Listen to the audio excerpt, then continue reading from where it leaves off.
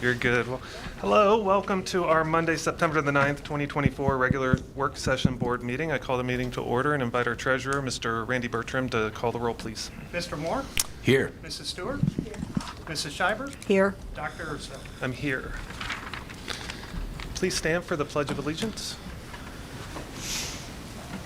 I pledge allegiance to the flag of the United States of America and to the republic for which it stands, one nation, under God, indivisible, with liberty and justice for all. Is there a motion to approve tonight's agenda? So moved. Thank you, Mr. Moore.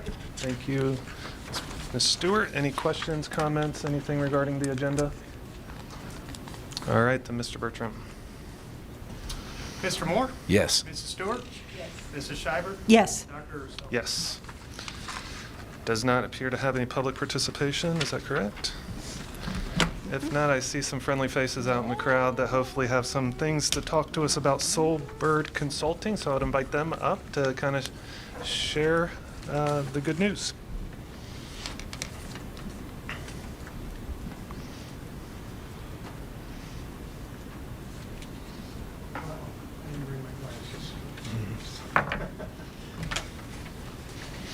While they're getting all settled this evening, just want to, and maybe they're going to share this with you, but they're going to be talking this evening about Soulbird.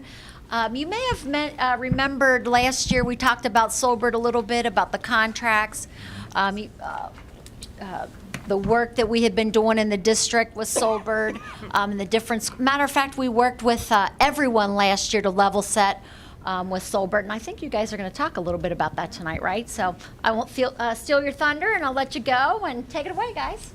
Yeah. Thank you. Good evening. Thank you, Mr. Urso, Mrs.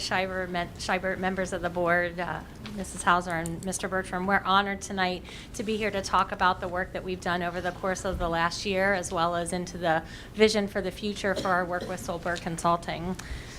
To take us back into the 23-24, as Mrs. Hauser was just mentioning, we really truly went about this very methodically in terms of laying the foundation before we jumped into any significant work.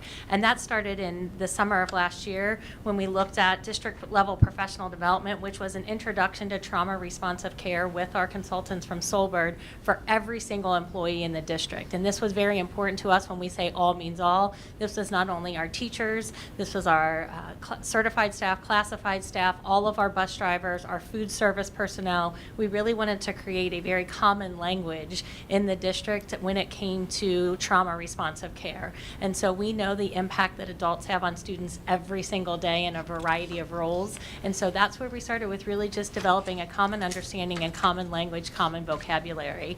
From there, we went into building capacity. We understand that we have 10 different school buildings with 10 different unique personalities. And so we really started to look at facilitating deeper dives into modules that allowed two different cohorts. We had one cohort of administrators and then another cohort that was our school counselors as well as our behavior support staff, and they independently went through these deeper dives as a collective cohort to really begin to access what the information was and really that grassroots campaign. This was not a top-down campaign. We realized that in order for this to be infused into the culture of our schools, it truly had to come from within, and it had to be individualized. And so from there, these two cohorts began to collaborate, and we began to have access to individualized consulting sessions. So this is where these teams of folks could say, this is what we're thinking about in our environment, and really consulting about very individualized, unique plans. And then finally, when we wrapped up the work last year, we looked at that individualized implementation model. So every building created a plan for implementation, so no two buildings look alike. We really wanted to give the autonomy for individuals to take the information that's been learned and how are we going to infuse this. And so what you see is incorporating that collaborative insight, and those plans began to to be put together for implementation in this school year. And so then what you're going to see is we want to have systemic change. We cannot have a one and done where we bring someone in, do something, and then move away from that. We want to create long-term systemic change. And so what you're going to see on tonight's agenda is a contract for year 2 of the work with Solberg Consulting, continuing that dialogue as we implement those individual building plans. This is funded through the Stronger Connections grant through the state. You may recall we were awarded not only the initial allocation, but also a competitive portion that we applied for and were awarded. So this is a continuation of work, the second year of that grant, allowing us to continue the very methodical approach to this rollout in our schools, and directly in line with our CCIP goals. This is not something that we're just shooting in the dark in regards to. This is directly outlined in our goals for years 1 and 2. And so continuing this consulting work just allows us to continue that dialogue on a much deeper level with that individualized implementation. And so as such, I thought who better than to talk about the work than the individuals who are doing it. And so we have, like I said, 10 different ways that this is living out in 10 different buildings. But we wanted to highlight the work of Rosa Parks this evening and give them a chance to talk about how they've taken this very foundational approach last year and how they intend on not only telling us a little bit about what they did last year, but how that's informing their rollout for this year. So it's my honor and pleasure at this time to introduce the principal and assistant principal from Rosa Parks, Charity Good and Kate Lohmeyer. Okay, hold your applause. Hold your applause. It's not mine. Hold your applause. Hi, good evening. Like Susanna said, my name is Charity Good, and I'm here with Kate Lohmeyer. We have the opportunity to lead at Rosa Parks together, and just want to say thank you to President Urso, Vice President Scheibert, respective board members, Mrs. Hauser, Randy, just for your continued support, along with our fellow middies that are here and those of us joining online that are community partners and friends and family. It's just been a real honor to really lean into this work at Rosa Parks, and it's been real collaborative with Solberg. I think early on we had a direct connection to the consultants at Solberg. Like Susanna said, it really has lined up with some of our goals that are tied back. We have 3 pillars really that we're looking into next year, but all tied to high quality instruction and trauma responsive care, strong instructional practices, and positive behavioral outcomes. Are all things that we're really leaning into, but the trauma responsive component of it, like Susanna outlined at Rosa, the way that it started with a small cohort, what we saw was those folks that were initially embedded in the small cohorts, we started to see some real learning that was vocabulary tied to the things that we were seeing daily at Rosa Parks, started to really start to feel some of those things that we were learning through that, and it started a deeper conversation, I would say, with the folks at Rosa of the impact that this work was having on the day-to-day things that we were seeing in the needs of our students. And so what really came from that is collaboration and inspiration. So the community members within Rosa Parks started to talk about ways that we continue to evolve and open this up to other staff. And so one of the things that led into facilitating a deeper dive was for interested staff for us to offer a pilot and outcomes. So I'm going to turn it over to Kate to talk a little bit more about that pilot and some of the outcomes that we saw. And this took place in a real sprint at the end of the school year last year, at the tail end of the introduction that we had with Solberg. All right, hello everybody. Thank you for the opportunity to be here. As mentioned, I'm Kate Lohmeyer. I'm the assistant principal at Rosa Parks. So picking up where Charity left off, we had the opportunity last spring to offer a pilot program, and that pilot program was offered to our entire staff.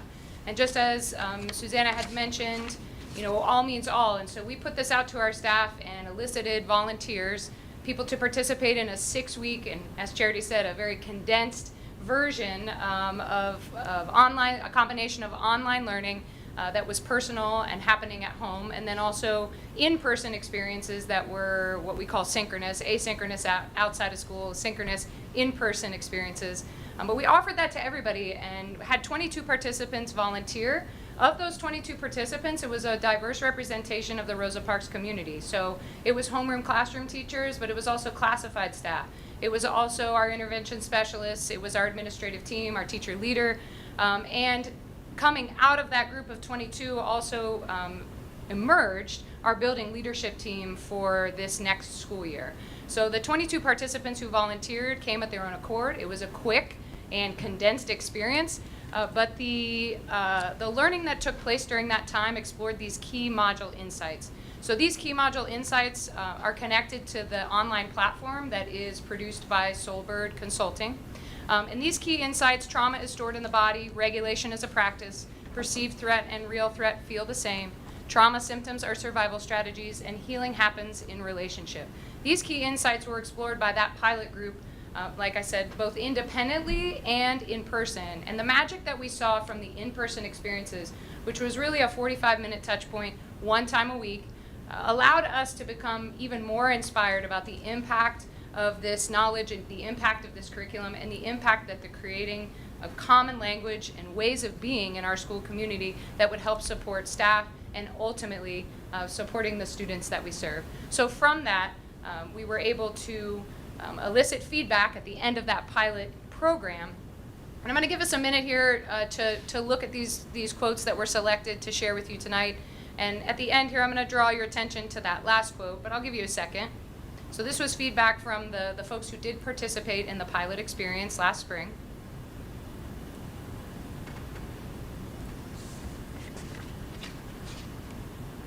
And if I were to pull out some themes, you know, there was a better understanding, a collective understanding of care. Oh, as I mentioned, ways of being. And that last quote there, such amazing and helpful information. It would be amazing to have Rosa doing this as a whole community and changing the lives of our students. So the impact was great, and it inspired us to develop and devise a plan that we're going to present to you tonight to talk about our hopes for the 24-25 school year. Like Kate said, we continue to have conversation and definitely in those in-group meetings, just to hear the response of the 22 and then to see this feedback on the back end that they were feeling a lot of the same things, that how valuable it was to how that was changing the care of the students and helping to impact and inform them. The things you're seeing, it really provides language to what we're seeing each and every day as we meet the needs of our students. So when we talk about what we'd like to do as an overview for the upcoming school year, these are kind of the three areas that we plan to utilize and collaborate with Soulbird. One was our retreat day. I'll talk about that in a second, but we already, it was really a really great day and a different framework for how we rolled out our staff get together at the beginning of the year that we've already started to see some really good impact. Professional learning communities. This is coming off of what we did together where there was volunteers and really offering learning to our staff around this that again ties into that high quality instructional piece. And then differentiated ways of supporting our staff.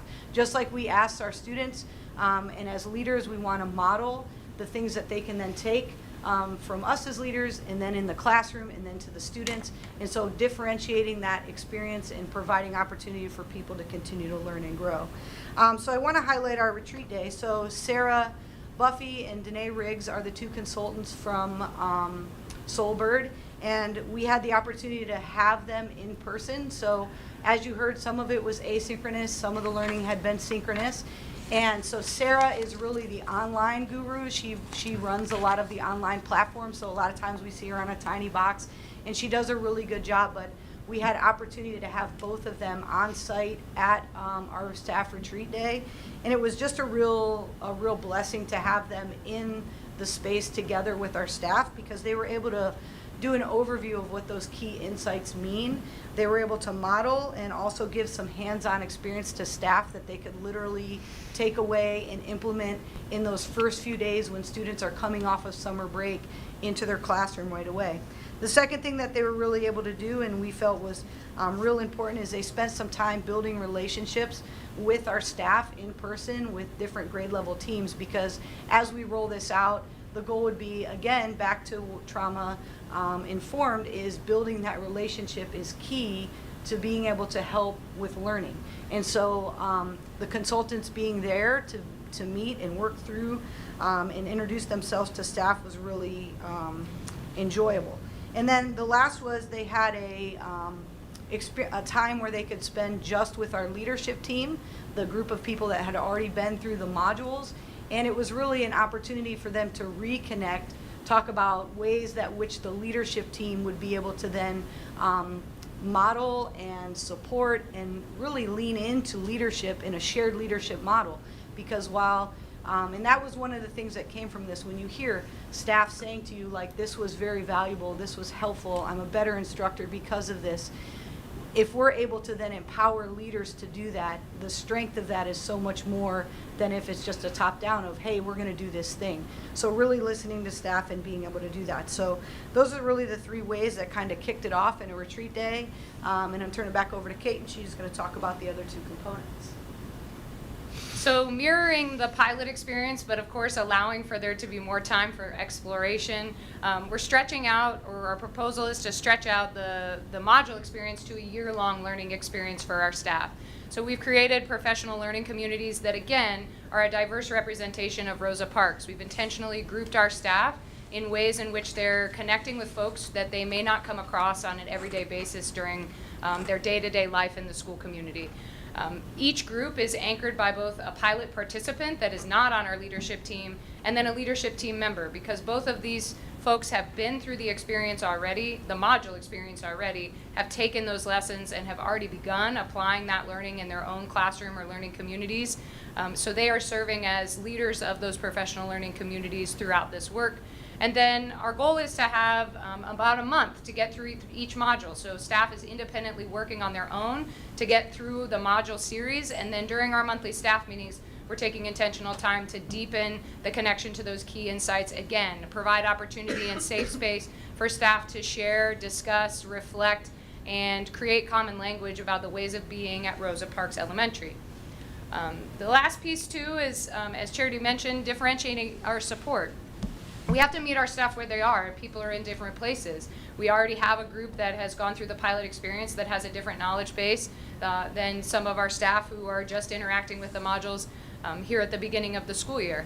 So being intentional about how we support the differentiated groups in the community so that we can continue the growth and that nobody gets left behind and we're not keeping anybody from or holding anybody back from accelerating forward. It's an opportunity for us to extend the learning from the pilot experience, to embed and immerse that into the community, and empower, again, through that shared leadership model, the leadership team members and those who have been through the pilot experience to share their knowledge, to collaborate with their colleagues, and to continue to model, support, and grow together as a community.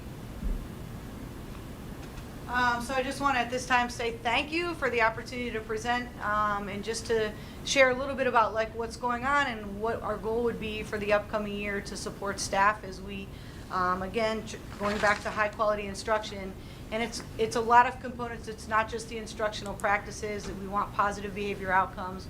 We want our staff to be informed around the trauma that are, to be able to be responsive to the care that they need to provide for students so that they're able to put their best foot forward and learn. And so I just want to say for your continued commitment of care to helping to build community of confident learners in Middletown City Schools, it's a real honor to work for the district and to be a leader in the buildings and just to have the freedom to share with what's really going on and to continue to be able to elicit your support in doing that. So just thanks.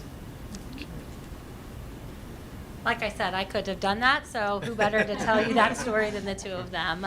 And we could have had any one of our principals up here to highlight. And so I would be remiss if I didn't thank and recognize Nicole Wolfram.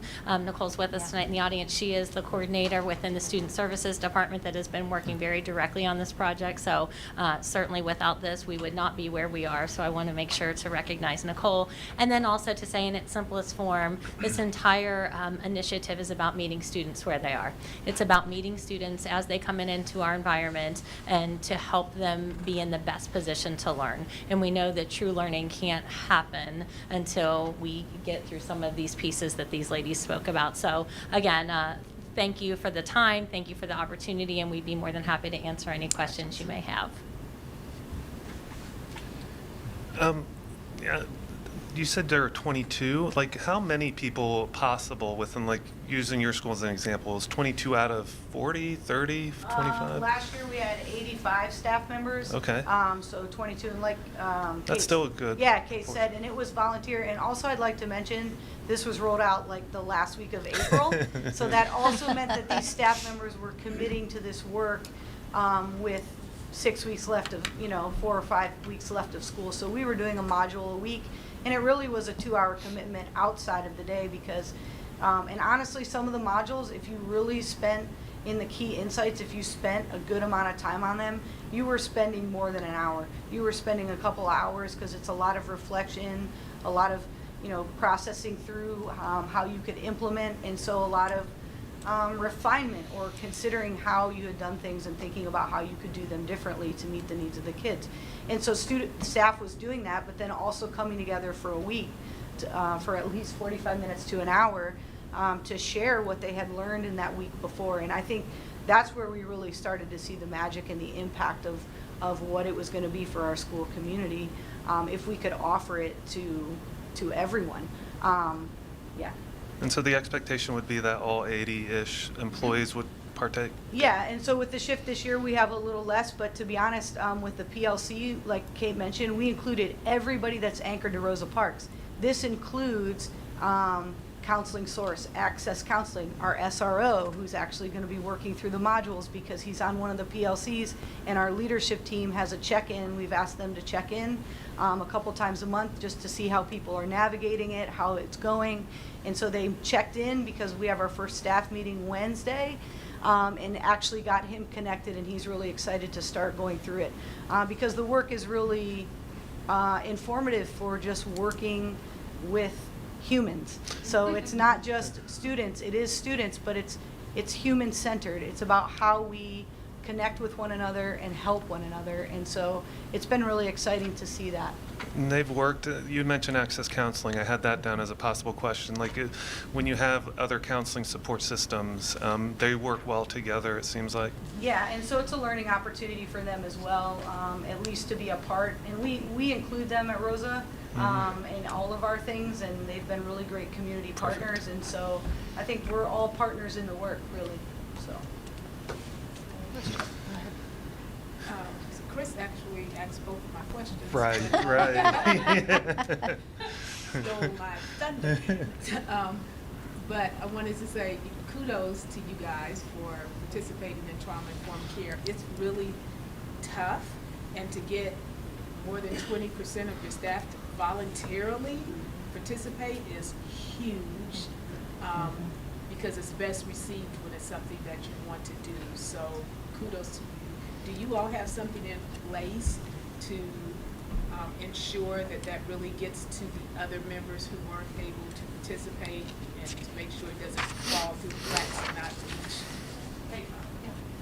So in addition to the time that is shared and the wealth of knowledge coming from the modules, we still are hopeful to be able to stay in contact through virtual consultation with the consultants. And for us, through the pilot process, that was a really important component, because while Sarah, who we mentioned, didn't reveal names or actual connected data to what was going on her end behind the platform. So as Charity mentioned, there's a lot of reflection going on through the modules themselves. She was able to generate themes of what was going on in the mindset of the folks who were participating in the module experience.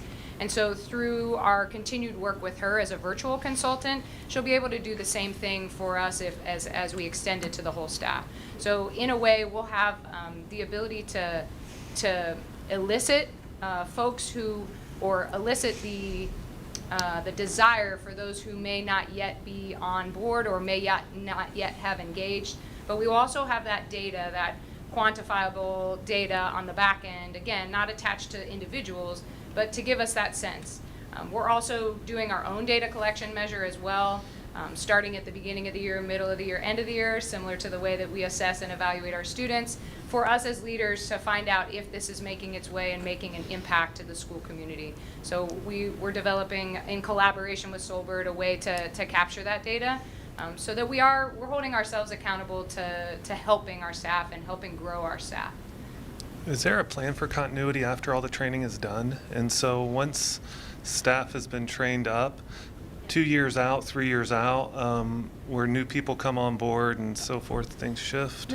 That'll be where we rely on those building plans. So as new people come in, giving them the introduction, giving them the foundational introduction. It was critically important for us as we looked at the contract for these services that some of it stay in place. So as an example, you're hearing the modules. You're not going to see the modules on tonight's contract because that was a commitment in last year's contract that we would have extended access to those. So we were very deliberate in terms of some of those pieces, making sure as we bring new people on that they would have access to those pieces, and or as we have people that come to the understanding at different times, right? So not everybody's in the same place at the same time, and so as we begin to roll these building plans out, we wanted access to those resources readily available so that can continue to be embedded in the learning. And so I think what we're going to see is throughout this year with the consulting hours, you're going to see a heavy lift with consulting hours in this contract, and the principals were thrilled to hear that part because they can truly begin to dig into their individual plans and how they set those up for long term. And so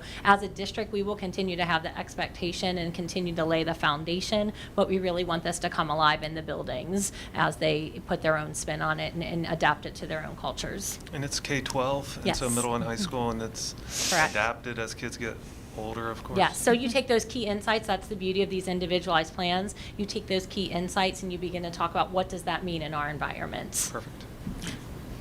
Are you finished? Using all these questions. I know this is a program that's developed with the staff in your building, but what is the parents' understanding, or how are they interconnected with this? Yeah, well, I think that's a component as we build, within our school community. One of the things is getting the staff comfortable with being able to use the terminology, also taking that awareness to students and modeling that for staff.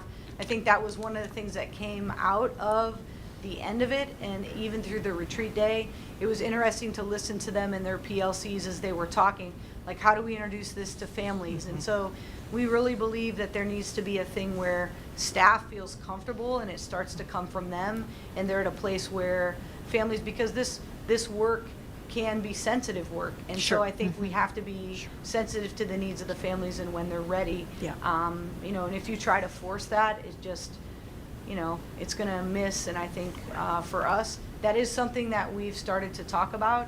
And I think we'll authentically find a way to introduce it to families. And we have different initiatives that are happening in the district this year through the CCIP that are going to provide us opportunity that also connect from the P2T surveys to this work that we're now doing to student-led conferences.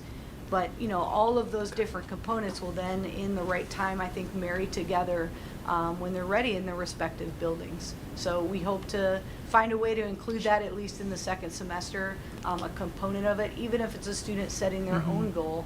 But we'll talk about that as a school as the rest of our staff goes through this training. Thank you. I commend Yeah. you for, I think this work is Yes, so wonderful. needed. It's wonderful. Thank you. Is there something in place to support staff? Because very often trauma can be triggering for the people that going through the training. So that's one of the partnerships. So through Access Counseling or Counseling Source, and through our school-based counselor, we try to highlight that, and we've embedded, like Access Counseling actually at Rosa does a Friday night staff event once a month. And so she's actually been embedded in Rosa Parks for a long time, and has been a real community partner. And there are adult outreaches that both Access and Counseling Source, that if there are staff members that need additional support, that's separate from us, but they are partners that we feel confident we could help support staff getting what they needed if it was, they found that this work was overly challenging or upsetting to them. Yeah. Yeah, thank you.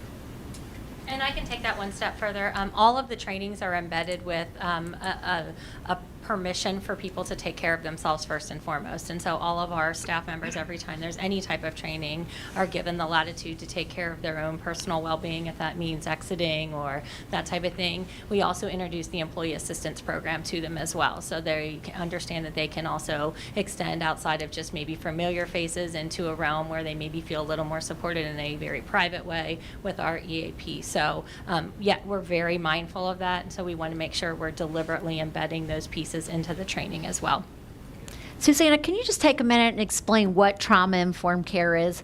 You know, a lot of times, just a high-level explanation. Sometimes people outside of the education world, they're not really quite sure what that term means. So can you just give a brief explanation? Sure. So as I mentioned earlier, meeting students where they are, we know that students bring a multitude of pieces into the building or into experiences with them every day, short-term and long-term. And so when we talk about those key insights about understanding where trauma lives, and it comes out a lot in the behavioral realm particularly. And so when students are exhibiting things, really trying to look at how do we handle that, not necessarily from a punitive standpoint, but how do we circle those conversations around to really try and begin to understand where is that coming from?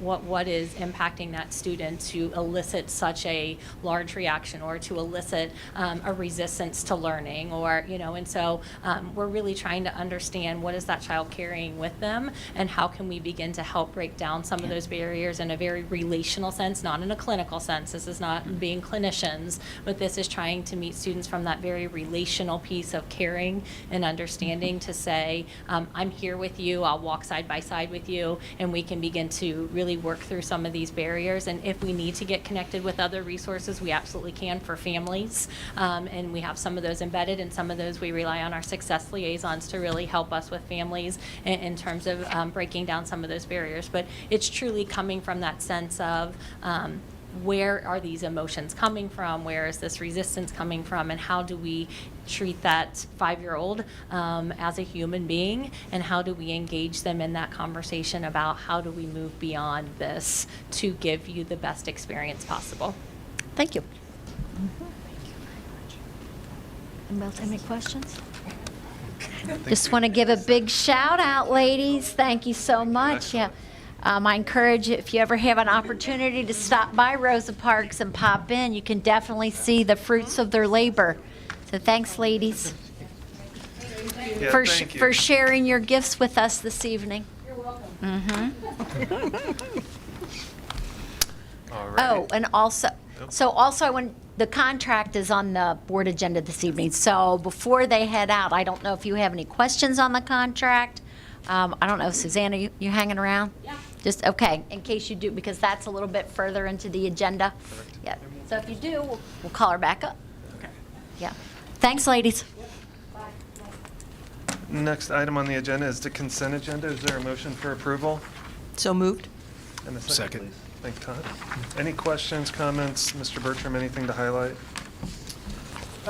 Yeah, just, we have Butler County ESE test data analysis. That is in for some additional support for a colleague that, we'll just say he's a bit under the weather, and it's to give him support during the time of need here. Perfect. Any questions? No. Mr. Bertram? Mrs. Stewart? Yes. Mrs. Schreiber? Yes. Dr. Urso? Yes. Mr. Moore? Yes.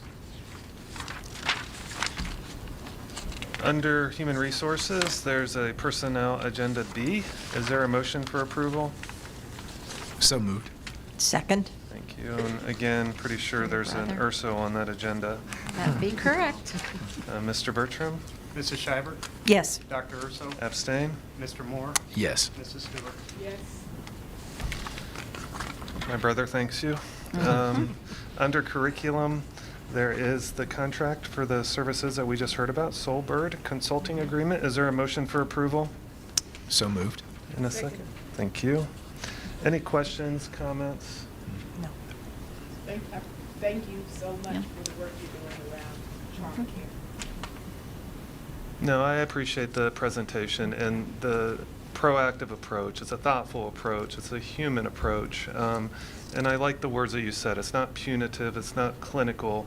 It's meeting kids where they are. I think it gives us hope that young people will walk through school and feel good about themselves and feel good about the adults that are there with them. So really do appreciate that effort. It's no longer, an addition, it's necessary. Yeah. It's a need. We all need that. Yep, that's Absolutely. right. Any questions, comments? If there are none, then Mr. Bertram. Dr. Urso? Yes. Mr. Moore? Yes. Mrs. Stewart? Yes. Mrs. Shiver? Yes. Motion carries. Thank you again. Under committee reports, Ms. Hauser, any committees since our last meeting? We did report not about? have a policy committee meeting. Our next city and schools meeting is next Friday, so we'll have that coming up. It's this This Friday. Friday, This this Friday, Friday. the Yeah. 13th. Friday Yep, the 13th? Friday the 13th, Oh, yes, we get a lot of fun September within the that. 13th. I look forward to that meeting. Is the moon full, too? I don't It know. might- I don't know. And no, but then that's it. Nope. That is it? That's all we have. All right, then that leaves us Board of Education reports. And Mr. Moore, anything to report tonight? No comments this evening. All right. Mrs. Stewart? No comments. Nothing? Nothing? No? Well, I'm just going to talk for 10 minutes now, take all your space. I want to congratulate Miss Anidra Million. That's Appears pretty that cool. she finished second place in Miss America. She's my friend. We traveled to and fro Oxford many times when we were both in school. Know Anidra well, know her family is super proud. We're super proud of her. And so congratulations to her. Want to congratulate our football team, off to a really nice start. 3-0. Went on the road and beat Coleraine. Not an easy place to play. And then they're coming home this weekend. I think they take on Sycamore at home. I believe the varsity, JV, freshman, middle school have all started really well. Appreciate it. And I haven't seen the band yet, but I'm just going to say this because They're I know they were awesome. doing a great job. I really enjoy all the work and appreciate all the adults and students that showcase their talents in the band and cheerleading squads. Congratulate our athletes of the week, the Palmer brothers, Nathan and Dylan, on our cross-country team. The cross-country team finished 5th out of 17 at the Little Miami Invitation, which is a nice little race for them. And Noah Nicholas and Jordan Van, 2 football players. I believe Mr. Nicholas kicked a 61-yard punt from the end zone in a critical part of the game and was 1 for 1 in field goals. And so I don't think he ever played football prior to this. I think he's a soccer player. And so Noah is Multi-talented. 61 yards. Must have bounced. I don't know. That's deep. And so, Good tailwind. and Jordan Van, he played baseball with my son last year. Really nice young man, really nice family. He had 7 tackles and a sack in the game on Friday. So congratulations to all of them. I think that's it. Okay.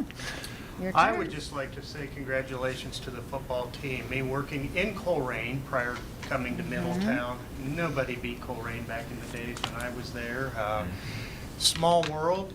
Kerry Combs, I think most of you know his coaching expertise, left Coleraine, left it a dynasty there, then went to UC, and then went to Ohio State, then back to UC.